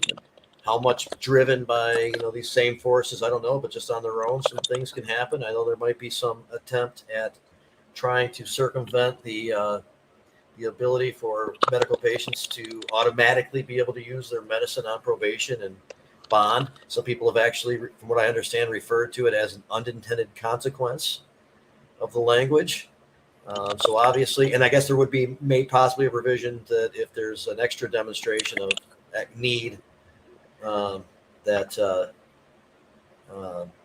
the person could possibly use it on, but that's ridiculous because once you have the card, you've demonstrated all you need to demonstrate in order to be a marijuana patient, and so there are things like that going on too in our litmus test. And there are things within the rules too, like there's like reducing the stake of a company without having to have the extensive background checks and all that kind of stuff from 10% to 2.5%.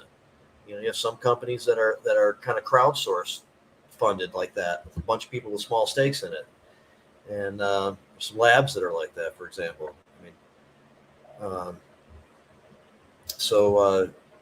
the point is, what's the similar about all these things? Those are additional restrictions from what we have now, and there's no reason to ever go there. And that's our litmus test for applying to all of these different things that are coming our way.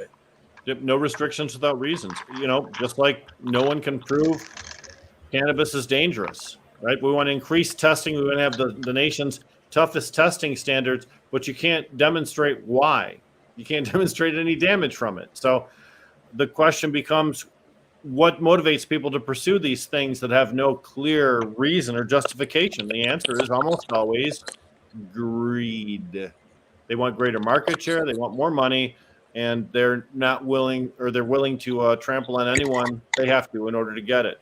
Now, we mentioned before, there's tons of people in the regulated marketplace that don't agree with that. They want to leave things the way they are. They recognize there's plenty of pie for everybody to eat. So there's, the regulated market grew at $20 million last month. Is a $20 million growth in 1 month not enough for Green Peak? Apparently not. So we're not talking about all regulated businesses, just a pretty narrow lane within them. Yes. Sorry. Sometimes the addiction is the money itself, just more. They just want more. That money is truly the gateway drug, right? If you have money, you can afford better and more addictive drugs. If you have money, you can get out of trouble and do your bad stuff again. If you have money, you can hide yourself away in private places and get really, really addicted to stuff. If you have money, you escape consequence. Money really is the gateway drug. And then those all sound like big derivatives of ego, like large egos. So the bigger the ego, the more you're apt to want those things because you have to be relevant. You have to continually keep yourself on top, and you don't see the day for the day. You see what you can be in the future if you take as much as you can. Yep. It's a monster. They talk about guys on Wall Street becoming addicted to trading. You see the day traders who are, focused on their 5 TV screens, all with different networks, trying to absorb it all in. It's because money is an addiction, and the pursuit of money becomes an addictive behavior. You've established a reward system. More money equals good me. And so whatever it takes to get that good me feeling, whether it's injecting heroin in your arm or whether it's scoring another 10K in your bank account, people chase it to their own health consequence. Everybody wants more money. It's how you go about getting it. If you're going to pursue it, and Dabs wrote on the chat, who doesn't want more money? Everybody does, and wanting more money isn't a bad thing, but becoming addicted to anything leaves you vulnerable. And with an addiction to money, the consequence is just really bigger, I think, than a lot of like any addiction, you'll do anything to get there, and that means walking on the backs of others. Right. Yep. I can't say one thing is worse than another. I mean, I don't suffer from any of those addictions, so I wouldn't have firsthand information, but I can tell you, I've seen a lot of people break promises, break lifetime friendships, alienate families over money, over small amounts of money. That's how bad monetary addiction can be. Yeah, that's unfortunate. Now we're getting into the stubbornness of people. That's true. That's true. All of these are related. I mean, let's face it. Where this rally is against all bad human behavior. Good. Let's do that. Especially the MCMA. Don't step on ants. But, Don't step on ants. People, and I've seen it now a couple of times, who still like have this perception of the industry associations, MCMA and MICIA, as much closer than they actually are. And there are many differences. They parallel in that they are, licensed operators / investors, in this commercial market. But one group has 13 or 12 or something, members, and many of those anonymous. And I'm not saying that they're like the list of MICIA goes out, but people generally aren't hiding the fact that they're an MICIA member, and which has about 300 or so in membership. And they put out statements in press. They show up in meetings with lawmakers. They show up in committee hearings, and they make statements against these things that the MCMA are for, and in support of these things that would ultimately benefit caregivers. And if they were in support of anything the MCMA is doing, we might not even bother showing up to do anything about it, because it would almost be a foregone conclusion that there would be enough support for these things to pass. But that is not their position or their philosophical approach. They don't directly represent caregivers, but they have no desire to see caregivers get hurt, and they are in opposition of that. And that is crucial, and that's a big difference between these organizations alone. There are many more, but for our purposes, that should be pretty huge. And again, everybody, including them, against the MCMA makes a lot of sense, because the MCMA and larger investors are the only ones that believe that what they are trying to do is a good idea. Let me throw something at you, Jamie. I heard through one of my Lansing contacts that it's possible the MCMA lost a couple of members recently. I think we all know, as Jamie mentioned, their membership list is a secret. They won't even tell us how many organizations are part of the MCMA. But, 12, 13 is what we've estimated. So to lose 2 or 3 of those is a big blow, especially considering those are financial contributors. What we've seen in the past with trade associations in Michigan is that sometimes as the trade association moves on in time, they just lose members. And eventually it comes down to just 2 or 3 people financially supporting a trade association who tries to remain relevant, but they're financially overburdened, and then they just sort of fade out. I don't think we have any hope that the MCMA is just going to fade out, but losing members puts extra stress on the other members that remain. And I know Berg's going to love this, because MCMA sort of collapsing internally, that makes me happy. Yeah. Makes me happy. Really does. But they are making no qualms about the fact that there's a full speed ahead approach with a PR campaign, with really going to try to lay it on thick to the lawmakers. They needed a 3/4 supermajority vote to make changes, but the acts are destined to be opened up for different reasons. We support, for example, pediatric patients being able to use their medicine on school grounds during school, to get their medicine like every other type of medicine that kids need. But while that act is open, supporting that, there's other things that it's vulnerable to, and the MCMA would like to see lots of changes that we don't. There are other changes proposed by people who are not MCMA also. The anti-billboard campaign, Rep. Hamoud, from Dearborn, that's not an MCMA thing, and that would ban or severely restrict the use of billboard advertising in Michigan by cannabis companies. Right now, when you drive up I-75 or on any of the expressways in the state, you're likely to know well in advance that there are cannabis companies ahead, because billboards abound, and they're all green and leafy. Yeah, and that's just a regular statute. That doesn't require changing the act or anything like that. Right. And so, but that fortunately has not been something that has gained any traction, and it seems to have been done more for larger political reasons, to appease a certain faction of a voting area, that type of thing, which is done all the time in politics. And that might not be ideal, but I'd rather have it be that than an actual real push that is likely, because that, of course, would be another restriction. Yeah. That doesn't make any sense that we'd have to oppose. The point just being, though, that, Jamie, we need good people in Lansing to watch out for things that are being introduced by sources, not just from the MCMA, but also some neutral sources that might unfairly affect caregivers or patients or regular consumers of cannabis in Michigan. The Michigan Cannabis Industry Association and Robin Snyder specifically has sort of been that for us for a number of years, even before legalization, even before the MMFLA, all the way back to the Michigan Association of Compassion Centers. So we've had someone in Lansing to watch out for us, but you can never have too many voices speaking on behalf of your particular cause in the state capitol.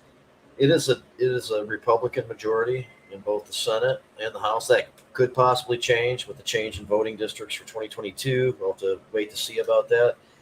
These people believe that they've got pretty much the Republicans sewn up and are targeting Democrats, what I understand, in terms of trying to get those extra votes that are needed. In turn, many advocacy groups and organizations and people on the day of the rally will be speaking to their representatives. The Senate will be in session, not the state house, but the Senate will be in session, so you can make an appointment at their office when you come into town. You can also leave information probably at your representative's office, but they're not in session that day, or set up a future appointment at that time and get information into them that way. Go ahead, Ryan. It is a working day for the Congress, for your Congress. The Senate is in session in the Capitol.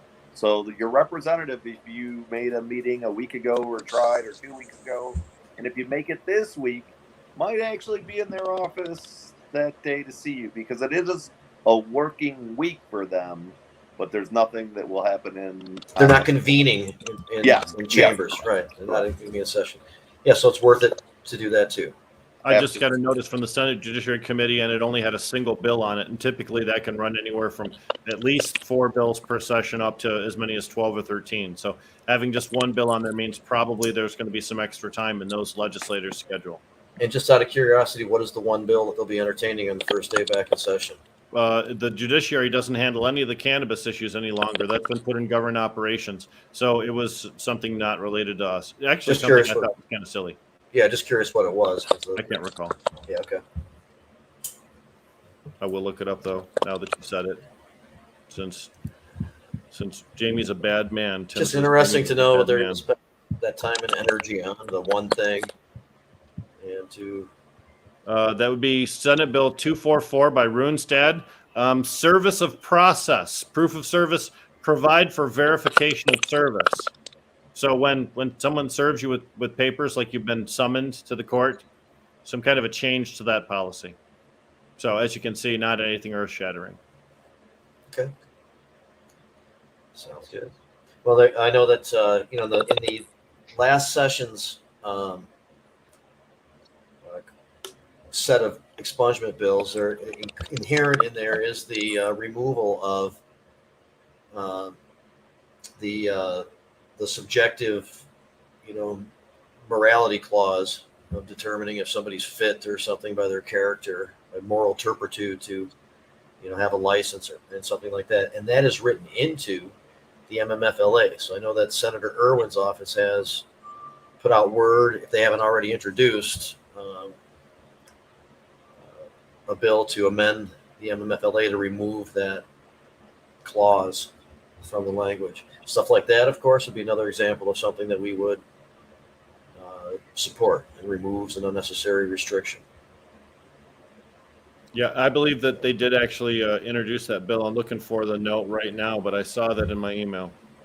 I had a discussion with a staffer about that and in terms of why it was important and removing the subjectivity from the process. And if somebody meets the requirements, they get it rubber stamped and they get their license.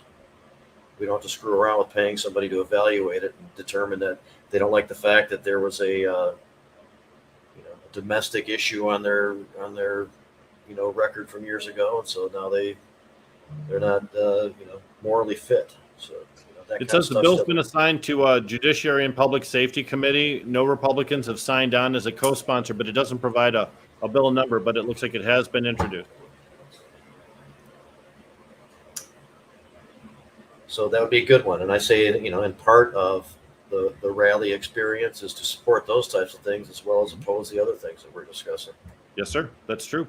It's possible that some of these proposals, for example, Jaden's law, as Jamie mentioned, to allow school-age children to be able to use cannabis medicines when their illness requires the medicine to be used, not only after school hours.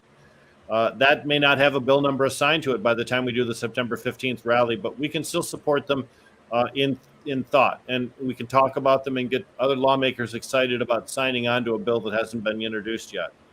But the ones that actually have bill numbers, yeah, it's important for us to get that news out there so that folks can say some good things as well as some bad, because that's really what makes us good advocates, pointing out both positives and negatives. If all you're doing is pointing out the negatives, probably not a very happy person. But we do like to find some stuff to bitch about. True. Yeah. This is some good fuel. Yep, we do. Yeah. I've got a Senate bill. Senate Bill 0631, introduced by Senator Jeff Irwin and Adam Hollier, for decriminalization of entheogen plants and fungi in the state of Michigan. That happened last week, and that's going to the Judiciary and Public Safety Committee. And that's a group of senators like Vanderwall, Victory, Chang, Barrett, Johnson, Grunstad, Irwin. Those folks all need to be contacted immediately to let them know that if you're for decriminalizing entheogen plants and fungi in the state of Michigan. And that's true, and that is definitely also one that we, although not directly related, there's the direct parallel there, so we support that. And Representative Robbie and Senator Irwin will be introducing bills to take cannabis off of the state's controlled substances list. Does that bill do that? I mean, that's what has to happen with psilocybin and that kind of stuff. If that doesn't do that, that's a next step thing. Yeah, that would get right to the heart of the matter, and that's you might be doing some foreshadowing here. Yeah. So I mean, and I'm glad it's got that kind of support. There's this type of strategy behind it, and that sounds unlike the descheduling bills that are going to be introduced that I speak of. Likely not to pass this session, not given that type of strategy. This one sounds like it's being teed up to get some serious consideration, and that's really good to hear. Dabs mentions in the chat, he asks if we missed a special guest. Yes, Darren McCarty joined us in the first hour of the program for about 10 minutes.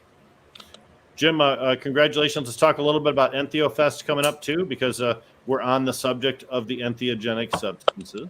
Yeah, so great thing. Ann Arbor City Council passed a couple of weeks ago, if you didn't mention it, unanimously to make September Entheogen Sacred Plant and Fungi Awareness Month. So that's fantastic for the city of Ann Arbor. Everyone, if you know how to do a screenshot, please do a screenshot of this. This is the EntheoFest coming up September 19th. You can go to entheofest.org. And this is really happening. We haven't really gotten the permit from the University of Michigan yet, because unfortunately they're waiting a week out because of COVID. So, and that's understandable, and we respect that. We have William Leonard Picard and Barking Dog Daryl Brown. These are our two big speakers. Jeff Irwin will be there. Yusuf Rabi will be there. Ellie Savitt will be there. Jamie and Rick will be there. And that's all happening on September 19th. It's a Sunday at 11 a.m. Brendan Andes and his band will be playing. It's going to be epic that day. So we're really excited about it. It'll be the inaugural. We're celebrating plant medicines and the resolutions passing from last September in the city of Ann Arbor to decriminalize in our city. But now we want to do it for the whole state. That's awesome. And I'm excited about being there. Yes. Being a part of that and just watching this thing go, Yeah, really, really impressed and proud of all you guys. Yeah, thank you so much. Everyone's working hard on it. It's getting done. I got to plug my computer in. we look at a It's planetary interesting. level. Go ahead, Ryan. Mushrooms and cannabis seem to go one after the other. I visited Amsterdam. I was fortunate enough to do that. December after 9/11, and I spent 8 days there. And I was there for coffee shops. You know, I wanted the opportunity to buy legal cannabis and see what that was all about, and I was lucky enough to be able to do that. So you go in there, but if you need something, toothpaste, toothbrush, and you go into, you know, the pharmacy, Rite Aid type store, they had coolers just stacked like you would have Pepsi, Cola, or Mountain Dew with shrunk wrap mushrooms ready for purchase by anyone who wanted to spend their money on that. And at first I didn't realize what it was. You know, you're just, I don't know if I just misunderstood or wasn't looking for that product, so it went by me. But a couple days into it, I realized what they were actually selling. And it's interesting in such a heavy cannabis country, community, city, that was readily available right hand in hand. So it seems to be the natural progression. Yeah. Well, the NTO Fest is going to be a free speech event. We're not recommending people come and take mushrooms or take any sort of psychedelic. We're asking people come and get ready to basically motivate to help make some change. And when you learn about these things, you might find out that showing up at such an event is not like the best forum or place to have those. For some people, it might be perfectly okay, but for others, it very well could not be. And so there's not like an endorsement of doing any behavior that. I know I wouldn't do it. I wouldn't feel comfortable hanging out in a group of people under the influence of something like that. It's something that requires a little bit more intimacy, I think, and a little bit more absorption of nature, and not necessarily large groups in the middle of a campus. So, yeah, and again, maybe there's that person out there that, you know. Maybe, yeah. I'm sure there is. Yeah, you know, just fine. Good for you. But like that's you know, that's something to be thinking about. You learn about those settings and times and places and ways that might be most beneficial through such an event. Yeah. Yep, we look at Entheos though, and we're seeing, you know, the success that we had in Ann Arbor. It joins some of the other cities across the United States that have said yes to entheogenic products, including even one entire state, right, Jim? Where's that? One state, right? One that said yes to entheogenic products, or said they weren't. I think Vermont's on their way to doing that completely. California, I think it's getting ready to pass the Senate there. There's still some work to be done. But, you know, Denver, Colorado, and Chicago, I know, is working its way towards some sort of law for entheogens as well. So, yeah, it's definitely happening. And in Michigan, I think because of the cannabis movement, because of all the activism in cannabis, a lot of us that are activists now in this movement, we have the rapport with many of the leaders. So it makes it easier in a way to have that rapport built and, you know, connect the communities of cannabis and psychedelics and, you know, for the betterment of the state of Michigan. I agree. And I think that's, you know, something to reflect on during the day of the Entheo Fest. I think, you know, talk a little bit about that as well. And also, you know, the need for this rally to continue to push things on this side continues to help these parallel things as well. And it could become a point where vice versa, you know. It's a depending on what we're still being challenged with, you know, as we go on. Yeah. There's a lot of people that don't use cannabis but yet support cannabis because it's simply a freedom issue, plain and simple. Oh my God. Yep. And that's the point. Yeah. Freedoms. Cognitive liberty. And you know, and the information that I was speaking with some people who are really into this, and some concerns about encouraging people to do a lot of this at their house. You know, we've heard that kind of similar things too about cannabis for people.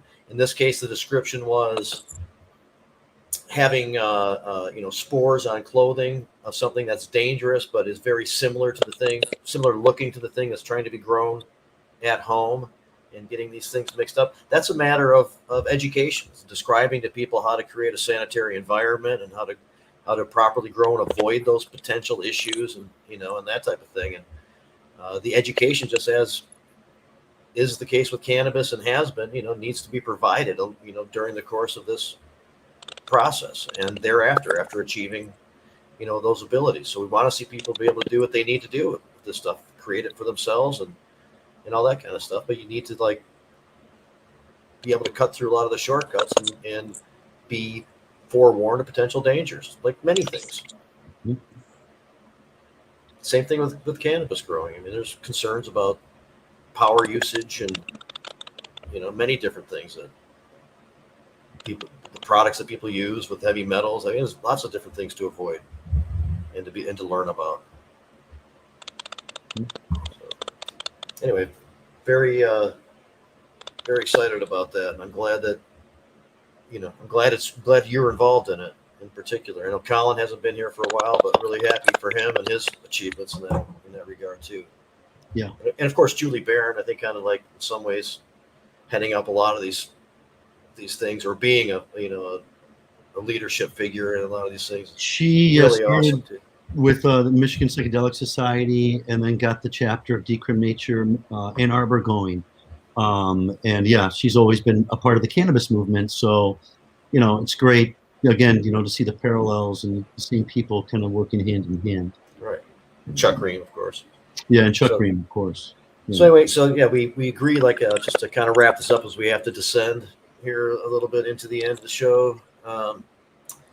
Ryan, this is kind of a part of it. This is a parallel. This is like standing up for the things, challenging the things that are opposing, moving forward, and stopping the further unnecessary restrictions or peeling back of achievements, and to pave the way for these other issues that are very important and other efforts. Anything else to leave us with, and the details for the rally and that type of stuff? You want to be there on the Capitol steps at 11:45. Dr. Detroit, Michael Whitty will be opening up for us. Plenty of parking. Adam Brook gave me the suggestion that maybe everybody drive around. Just drive around the Capitol. Check out the street parking. There's parking structures everywhere. Pack a lunch. Plan on hanging out. It's going to be a nice pre-fall day. And we have the steps for hours. And there's potential for some good live music. And it's just going to be an all-day event. And we hope you stay for the whole day. If you are representing a cannabis positive organization, tents and tables are more than welcome. First come, first serve on the location that you can set that up. But if you're a caregiver, if you know a caregiver, if you're a patient, if you support this in any way, bring a friend, ask that friend to bring a friend, and then ask that friend to bring a friend, because the numbers will matter. And yes, it's a Wednesday, it's the middle of the week, but you've been locked up on Corona for a long time. And if you want to win this argument, or at least start having a positive force to help win this argument, you need to be there, because this is the spark that could start great things for everybody. So, Dennis, we're working against the greedy big money corporate raiders, the big, huge investors that are trying to make it more difficult for caregivers to operate, and to make it more difficult for small businesses to flourish, and to try to do different things to benefit themselves while hurting others. And we're showing up in Lansing on the 15th on the Capitol steps to protest that. 11:45 a.m. Yep. And to support some positive stuff that's going on in the legislature, but there's less of that than there is threat of this. But that's why we'll be there. If you're up for it, stop by and join us. And anybody who thinks they might want to speak, or knows somebody that should be speaking, you have an opportunity. I'm easy to find on Facebook, Ryan Bringold. I don't go under aliases. I'm not a shadow. That's me, real me. Contact me. I will respond. Everybody has an opportunity. So don't sit back. Don't say you're not included, because everybody's included. So get a hold of me. We'll put you in. You just have to respect other speakers. Right on. Otherwise, it defeats the whole point. Except for, a couple of them. But I understand. I'm just kidding. All right. So, Jim, were you done? Play nice. Jim, did you have anything to add before we wrap it up? No. I just hope to see people at the Entheo Fest, September 19th, Sunday at 11 a.m. going to 222. We'll talk about it again before it happens. That's awesome. Maybe I can get Julie to jump on next week for a little bit. That would work. I was just thinking that myself. Yep, perfect. Rick, wrap us up if you don't mind. You know, while we were sitting here, I had a little bit of a rainstorm come through, and I had to go on mute for a minute because it was really beating down hard. Change of seasons is upon us. We can talk about things till we're blue in the face. If days pass by and no action goes down, seasons change. Nature doesn't wait for us. Politics doesn't wait for us to get our shit together either. Things are going to continue to move forward, whether we're part of it or whether we're not part of it. And it's very important that within the cannabis industry, we've played a lot of catch up for years, been chasing the DEA, been chasing the news media in order to get the story right, or in order to get our people freed, or in order to correct bad statistics put out by government agencies who had a vested interest in sharing bad statistics. We can't take time off, guys. We can't sit back on our laurels. We can't be inactive. We must take charge, and we must get active. And if we don't, the other people will, and we know who they are, and they're getting paid.